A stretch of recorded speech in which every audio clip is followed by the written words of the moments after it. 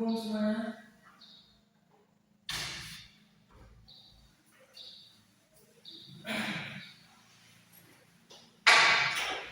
Baik, bagaimana kabarnya semua pada hari ini? Siang ini masih semangat ya? Pada sehat semua? Alhamdulillah ya. Kita masih diberi kesehatan dan kenikmatan untuk belajar di kelas hari ini. Syukur kepada Allah Subhanahu wa Ta'ala telah memberikan kita waktu dan nikmat kesehatan. Dan tak lupa pula kita aturkan selawat serta salam kita kepada Nabi kita Nabi Muhammad SAW yang telah membimbing kita dari zaman jahiliyah menuju zaman yang terang yakin pengetahuan bersama. Baiklah, sebelum kita memulai pembelajaran, oleh ketua kelasnya untuk membimbing doa kita pada hari ini sebelum mulai pembelajaran.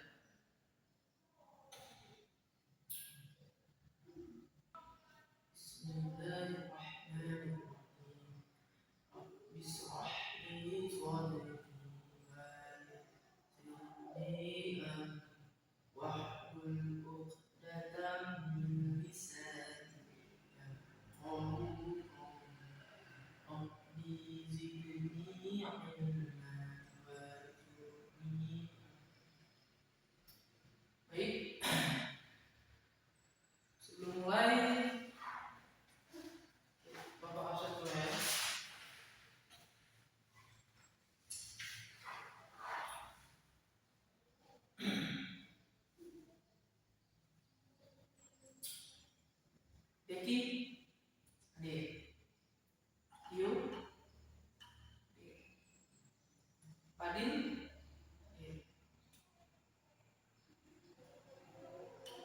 Edi, adik, Iko, ya hadir ya. Kenapa? Tadi, baik. Semoga semua diberi kesembuhan juga. Kalau ada waktu bisa untuk dijenguk temannya ya kita. Baik, atur dulu tempat duduknya dan juga di kiri kanannya. Kalau ada sampah, kalau dibersihkan juga tempat duduknya. Pastikan nyaman dan dapat diperhatikan ke depan dengan jelas. Baik, ada yang sudah tahu kita akan belajar apa pada hari ini? Benar, yaitu sejarah kerajaan Islam di Indonesia Timur. Baik Bapak, Ibu lalu sudah menyuruh kalian baca-baca untuk pembahasan kita pada hari ini ya. Baik, tolong diperhatikan di depan PPT-nya semuanya dengan jelas. Jelas ya. Baik, spesifiknya kita pada hari ini itu akan belajar tentang Sultan Hasanuddin dan juga kedaulatan maritim dan sejarah perkembangan Islam di Indonesia Timur. Dalam pelajaran sejarah kebudayaan Islam kita pada hari ini, tujuan pembelajaran kita ada yaitu siswa menganalisis sejarah perkembangan Islam di Kesultanan Gorontalo dan menguasai jalur perdagangan di Indonesia Timur secara kritis. Baik, kalian harus bisa menganalisis tentang perkembangan Islam di Kesultanan Gorontalo dan juga mampu menelaah keberanian Sultan Hasanuddin sebagai raja Islam dalam melawan dominasi asing secara kritis. Baiklah, itu tadi tujuan awal kita pada hari ini. Lanjut.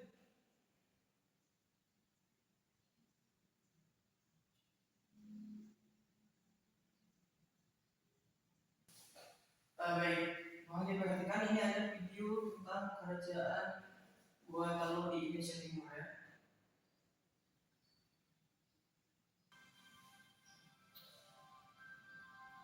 Jelas semuanya? Bisa melihat semua ya?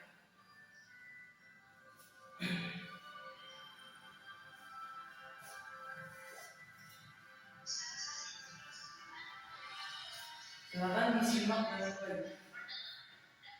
Di belakang, jangan ngobrol, saya akan video.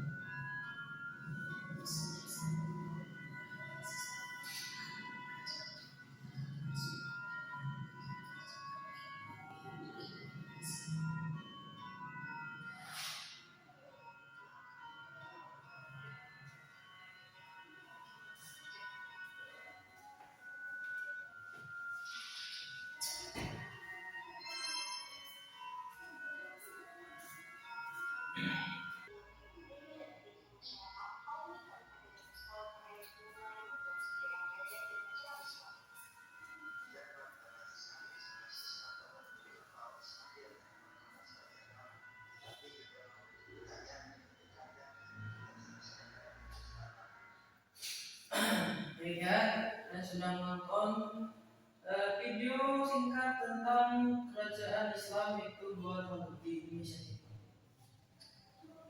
Selanjutnya sudah dapat dilihat tadi dari videonya, Islam masuk dari jalur maritim dan juga para pedagang Islam itu membawa syiar Islam ke kerajaan Gua Talud. Baik. Dan juga ada sultan yang sangat gagah berani yang melawan dominasi Belanda. Baik, menurut kalian mana yang lebih membuat seseorang itu tertarik atau ingin mengikuti gaya hidup kita? Kalau kita melakukannya dengan cara yang resmi, yang baku, yang formal, atau dengan cara seperti kita nongkrong atau duduk bersama ngobrol santai sehari-hari. Ngobrol santai. Kenapa? Karena tidak terlalu kaku, jadi ikatan hatinya lebih terasa. Baik, selanjutnya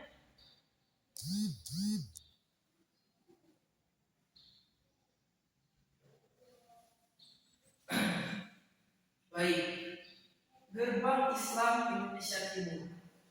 Nah, pada abad ke-16 itu Sulawesi Selatan dihuni oleh kerajaan-kerajaan mandiri. Nah, pada abad 16 itu ada banyak kerajaan, dan kerajaan-kerajaan mandirinya itu adalah Goa Talud. Ini ada dua kerajaan seperti kakak beradik. Dan juga lainnya ada kerajaan Bone, kerajaan Wajid, kerajaan Sopeng, dan kerajaan Hulu. Nah, Kesultanan Goa Talud ini tumbuh paling masif, paling pesat gitu ya di Indonesia Timur, di Sulawesi, dan juga menjadi pusat gravitasi politik dan juga serta ekonomi yang menentukan wilayah Timur Nusantara. Nah, jadi kerajaan Goa Talud ini adalah kerajaan yang sangat masif, yang sangat berkembang pesat di antara kerajaan-kerajaan lain, dan juga dapat menyatukan kerajaan-kerajaan yang semulanya mandiri tadi dapat bersatu di bawah Kesultanan Goa Talud.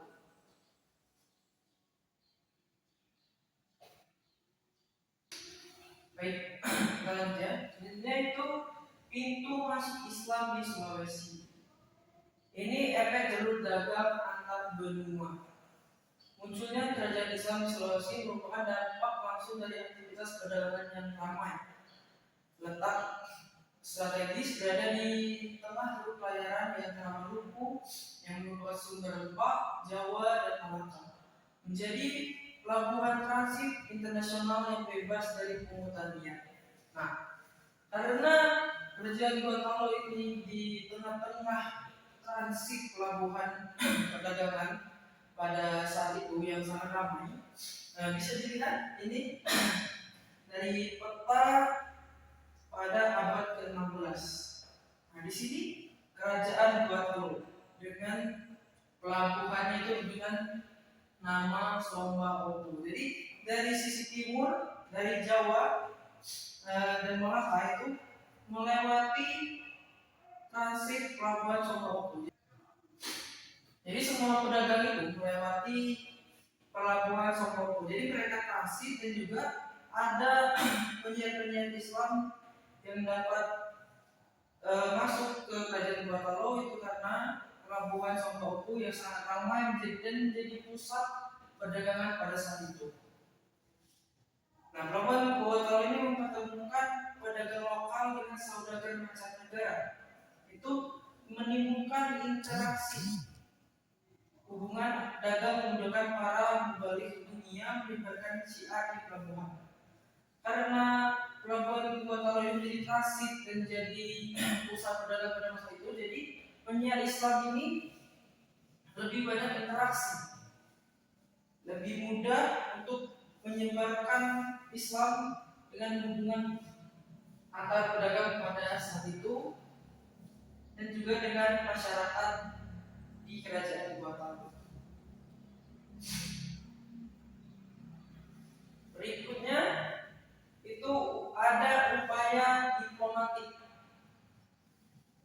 Nah, sebelum Gua Talo ini menjadi kerajaan Islam, nah mereka sebenarnya itu mempercayai raja-raja dan masyarakat yang percaya ke keyakinan lokal.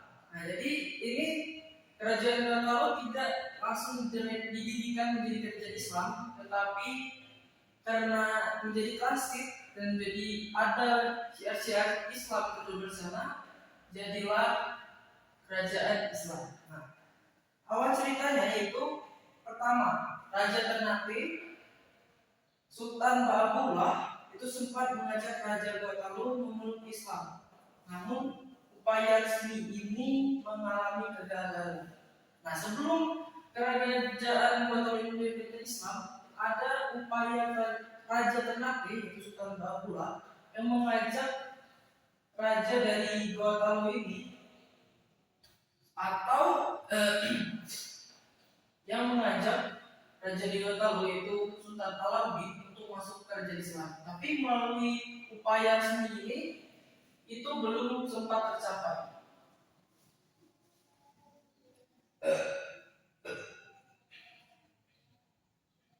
Selanjutnya itu melalui dakwah kultural. Islam dapat diterima secara resmi setelah kedatangan ulama Datuk Ribandang. Nah, bisa dilihat di sini ya, gambar Datuk Ribandang yang melakukan pendekatan persuasif ke pihak istana Nah, jadi awal mulanya kerajaan Gua Talo ini menjadi kerajaan Islam itu karena kedatangan Datuk Ribandang. Datuk Ribandang ini adalah ulama terkemuka yang asalnya dari Sumatera Barat. Dan juga terjadi Islamisasi massal, yaitu hanya dalam 1 tahun sang raja masuk Islam dan hampir seluruh penduduk Gua Talo memeluk Islam secara sukarela. Nah, karena pelabuhan Samba itu menjadi transit perdagangan pusat perdagangan pada masa itu, datanglah penyair-penyair Islam. Nah, salah satunya adalah Datuk Ribandang. Nah, Datuk Ribandang ini menyebarkan Islam itu dengan lembut, dengan kebiasaan yang baik, dan perilaku yang baik, dengan ia tunjukkan sehari-harinya pada masa itu, dan juga pada Raja Gua Talo atau Sultan Alauddin. Sultan Alauddin ini juga dikenal dengan Awaluddin atau Awal, karena dia raja yang awalnya masuk Islam, yang sebelumnya kerajaan Gua Talo ini bukanlah kerajaan Islam. Nah, dengan perlahan dan sukarela, dengan pendekatan yang masif dan juga sehari-hari, menunjukkan perilaku baik sehari-hari tentang Islam, masuklah itu hampir seluruh rakyat kerajaan Gua Talo itu ke dalam agama Islam hanya dalam 1 tahun. Nah, di sini ada ayat. Siapa yang bisa membacanya? Baik, Bapak dulu ya. A'udzubillahi minasyaitonir rajim. Bismillahirrahmanirrahim. Allahul ladzi sakhkhara lakumul bahra litajriyal fulku fihi bi'amrihi wa litabtaghu min fadlihi wa la'allakum tashkurun. Baik. Ada yang mau membacanya? Yuk, silakan yuk. Teman-temannya jangan sibuk dan nyimak ya.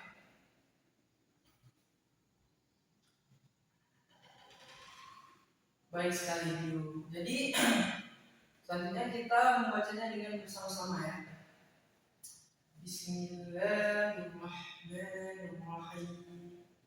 Allahul ladzi sakhkhara lakumul bahra litajriyal fulku fihi bi'amrihi wa litabtaghu min fadlihi wa 'allakum tashkurun.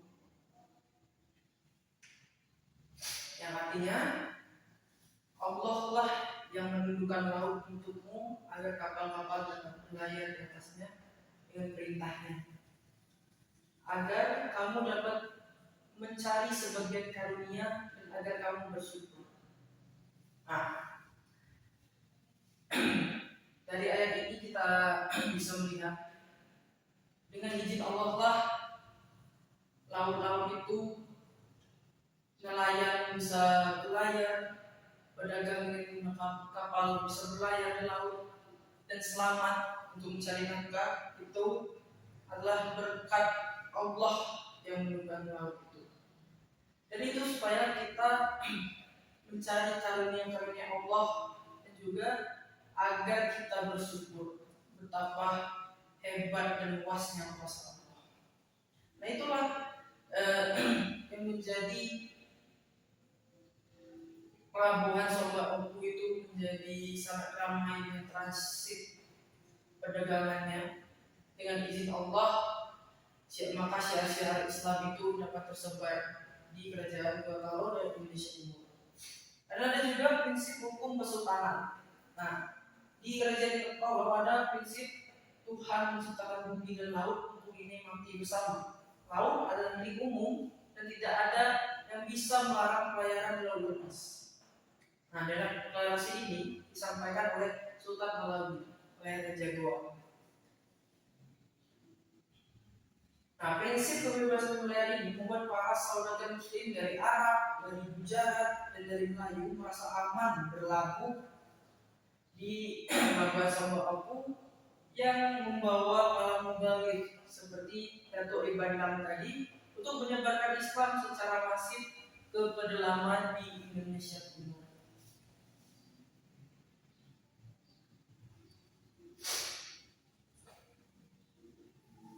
Selanjutnya itu pada tahun 1653 itu adalah awal atau masa keemasan kerajaan Gorontalo. Nah, ini pada masa keemasan kerajaan Gorontalo dipimpin oleh Sultan Hasanuddin. Nah, Sultan Hasanuddin ini adalah cucu dari Sultan Alauddin tadi, adalah Raja Goa pertama yang masuk Islam. Sultan Hasanuddin adalah cucunya memimpin kerajaan Gorontalo pada tahun 1653 sampai 1669 Masehi. Nah, pada tahun itulah masa keemasan kerajaan Gorontalo dipimpin oleh Sultan Hasanuddin. Nah, pada masa keemasan ini, daerah kawasan terbilang yang sangat luas di Indonesia Timur dan juga mendapat kontrol ekonomi. Daerah kawasan yang sangat luas dan juga menguasai seluruh jalur perdagangan regional, memperkuat dan sistem pertahanan laut yang disegani langit. Nah, pada masa keemasan ini, jalur maritim, jalur laut, dan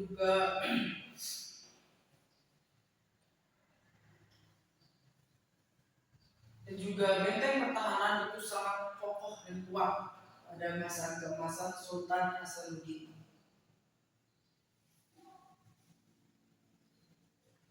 Selanjutnya,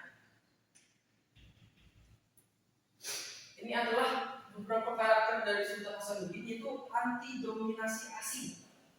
Beliau adalah sosok raja Islam yang memiliki watak yang sangat keras dan anti terhadap dominasi penjajahan. Nah, beliau ini anti dengan sebuah penjajahan dan dominasi oleh pihak asing. Selanjutnya itu menolak monopoli VOC, yaitu menentang keras upaya kompeni Belanda yang ingin memonopoli perdagangan karena monopoli tersebut sangat merugikan rakyat. Nah, perdagangan laut adalah amanah Allah yang tidak boleh diserahkan kepada penjajah demi hanya keuntungan segelintir pihak. Nah, dari kebijakan monopoli ini secara langsung mengisolasi pelabuhan Somba Oku.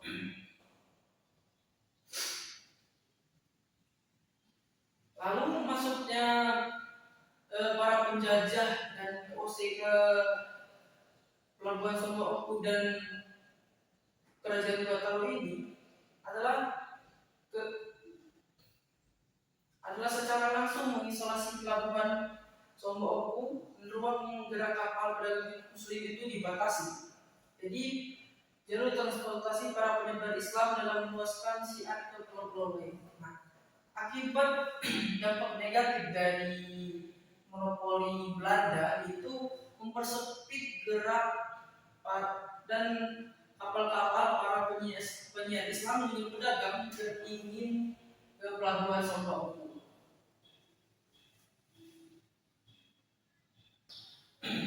Baik ya, selanjutnya itu yang kita awal tadi yang kita bahas itu ayam jantan dari timur. Nah, bukti keberanian nyata dalam peperangan melawan VOC, Sultan Hasanuddin itu memimpin sendiri pasukannya keluar dari Sulawesi menuju paparan musuh. Nah, bukti dari keberanian Sultan Hasanuddin ini, dia memimpin serangan ke paparan musuh. Beliau menyerang dan memperkenalkan pasukan musuh, yaitu pasukan Belanda VOC, dan membuat mereka terdesak karena perlawanan dari Sultan Hasanuddin ini pantang menyerah bertahun-tahun berhari-hari. Sultan Hasanuddin pantang menyerah dalam melawan pasukan VOC, sehingga para pasukan VOC Belanda ini menjuluki ayam jantan dari timur karena sosoknya yang pantang menyerah dan gagah berani.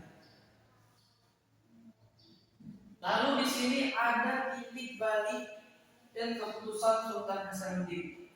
Nah, di dalam perjanjian Bongaya pada tahun 1667, perjanjian yang memaksa Sultan Hasanuddin mengakui hak monopoli VOC dan mengusir seluruh pedagang Belanda dan membiarkan pedagang mengontrol pemerintahan Gorontalo. Nah, keputusan Sultan Hasanuddin itu sadar bahwa kerajaan di bawah aturan VOC ini berarti menjadi pemimpin boneka bagi Belanda dan juga ikut memeras rakyat dan mencekik syiar Islam. Beliau memilih turun tahta secara sukarela daripada berkuasa tetapi menjadi boneka dari VOC dan Belanda dan juga ikut menyesarakan rakyat Gorontalo.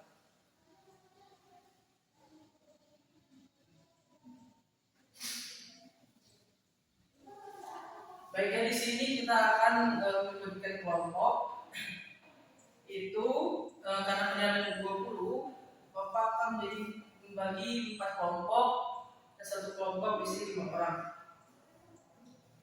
Nah,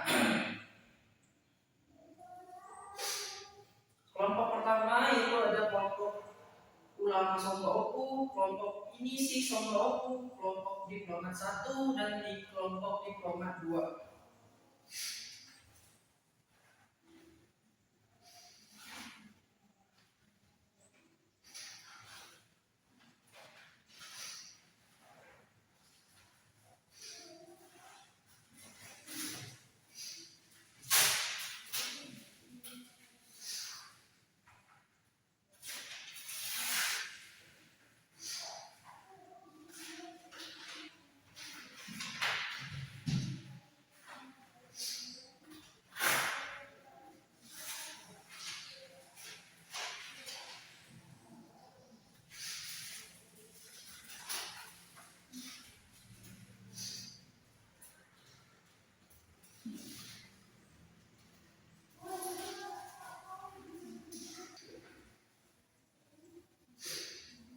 Baik, di sini kalian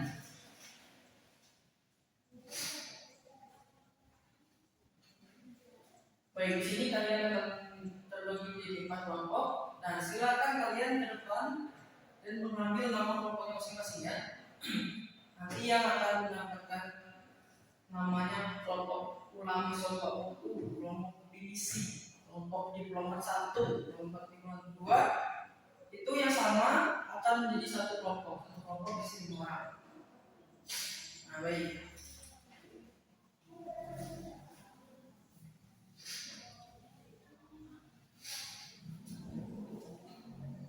Baik, semua sudah dapat kelompoknya masing-masing ya. Kelompok ulama mana?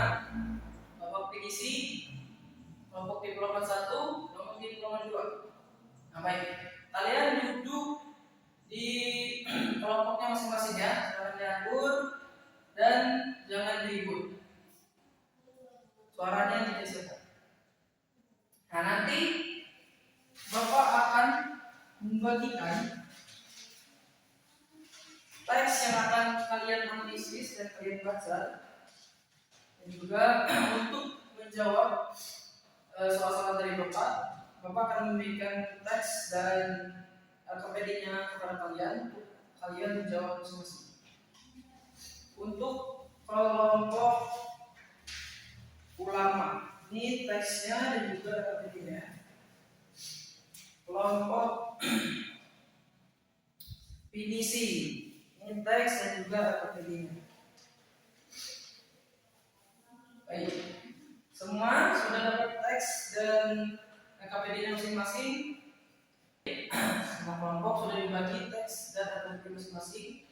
Kalian nanti baca teks dan KPD tersebut, lalu kalian diskusikan sesama teman kalian. Satu orang harus memberikan pendapatnya. Semua harus membaca, menganalisis dan juga memberikan pendapat masing-masing. Lalu kalian diskusikan, nanti kalian tunjuk satu orang untuk mempresentasikannya ke depan. Baik, sudah paham semua? Ada pertanyaan? Nah, baik, kalau gitu silakan kerjakan. Waktunya 25 menit. Dimulai dari sekarang. Bapak akan lihat dari cara kalian menganalisis dan juga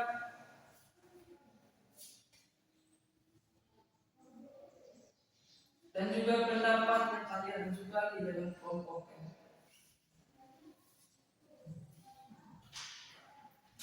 Kelompok ulama, baik, semuanya berdiskusi, menyampaikan pendapat.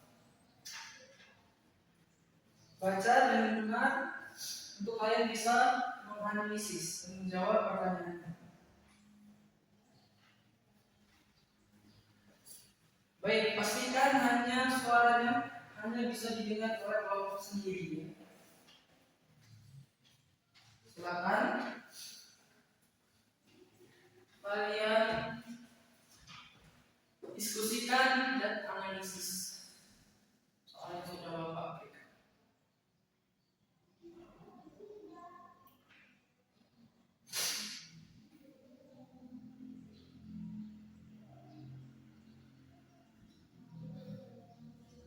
Baik, waktunya sudah habis ya. Semuanya sudah membaca, menganalisis, dan juga sudah menunjuk satu orang untuk mempresentasikan. Kelompok berapa yang ingin mempresentasikan terlebih dahulu? Kelompok ulama. Baik, silakan.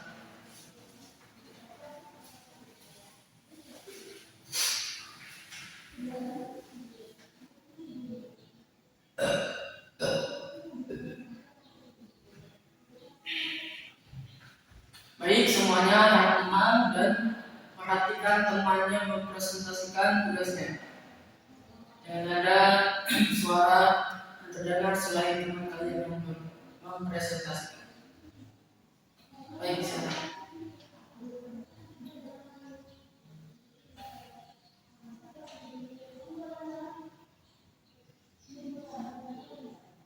Baik, sangat bagus sekali ya presentasi dari kelompok ulama sebelum waktu. Itu Datuk Bandar datang ke Kerajaan Gorontalo itu tidak secara kaku atau secara resmi. Dia menunjukkan Islam dengan berlaku baik sehari-hari. Jadi orang tertarik dengan kesederhanaan dan perilakunya. Ada yang ingin bertanya atau memberikan pendapat dari analisis yang dipresentasikan oleh kelompok 1, kelompok ulama, kelompok pinisi, silakan.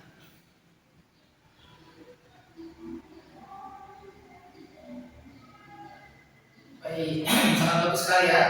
Kita beri aplaus dulu untuk kelompok ulama. Baik, semuanya sudah presentasi dan juga memberikan pendapat masing-masing ya, dan analisis dan juga hasil diskusi dari kelompok masing-masing.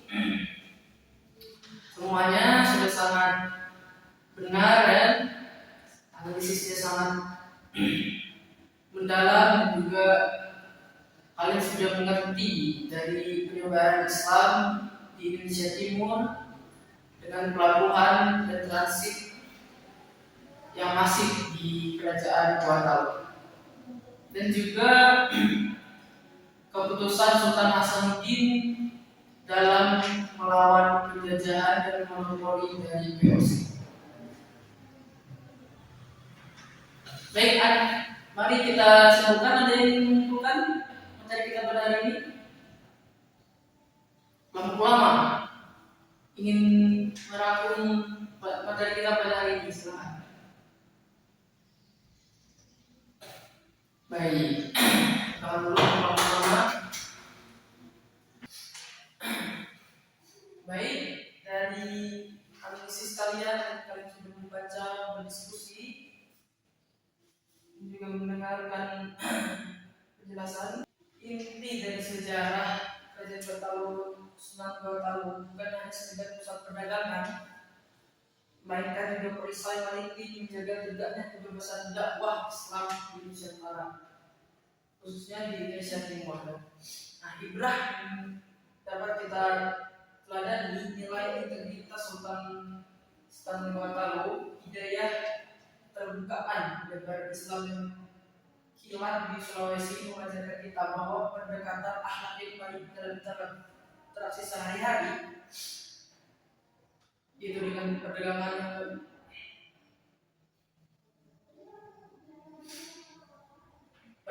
jauh lebih kuat daripada sebuah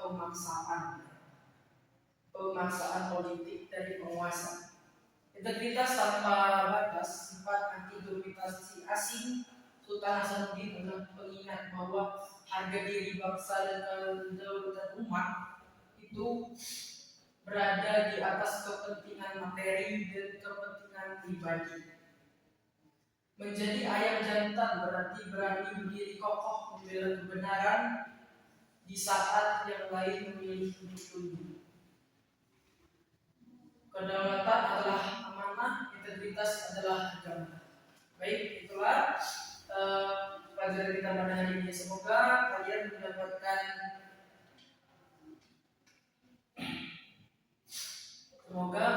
bisa menemukan di kehidupan sehari-hari keteladanan dari Sultan Hasanuddin dan juga Dato' Abdi Pandang di Sultanan Gua Talu.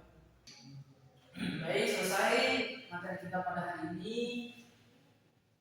Selanjutnya kalian di rumah baca materi selanjutnya di buku ya, untuk materi kita minggu depan.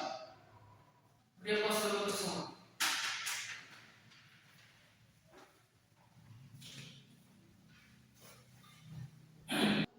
Baiklah, itu saja materi kita pada hari ini.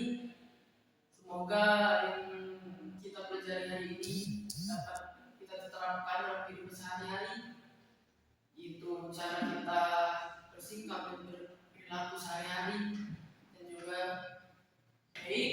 Mungkin hanya itu pelajaran kita pada hari ini. Marilah kita mengucapkan lafaz hamdalah. Alhamdulillahirabbil alamin. Baik, kalau itu Allahul muwaffiq ila aqwamit thoriq.